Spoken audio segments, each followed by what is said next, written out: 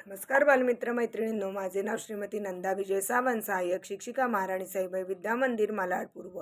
100 दिवस 100 बोधकथा वाचन या उपक्रमांतर्गत आज मी तुमच्यासमोर 73वी कथा सादर करत आहे. कथेचं शीर्षक आहे मोठेपणा. कवी रहीम म्हणतात, चिखल आणि पाणी यात बरबटलेले डबके नेहमीच श्रेष्ठ असते, कारण ते जीवजंतूंना जलदान देऊन आनंद देते. समुद्राच्या काय बढाया ऐकाव्यात. समुद्राच्या काठी बसूनही जगातील प्राणी तहानलेलेच असतात.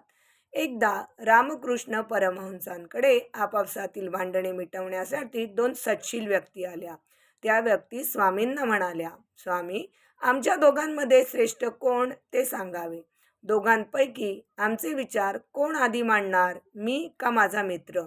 त्यावर रामकृष्ण शांतपणे म्हणाले, जो दुसऱ्याला मोठेपणा देईल तोच नेहमी दुसऱ्याहून मोठा असेल. या कथेचं तात्पर्य, मोठेपणा हा वयावर अवलंबून नसतो, तर तो औदार्यावर अवलंबून असतो. धन्यवाद.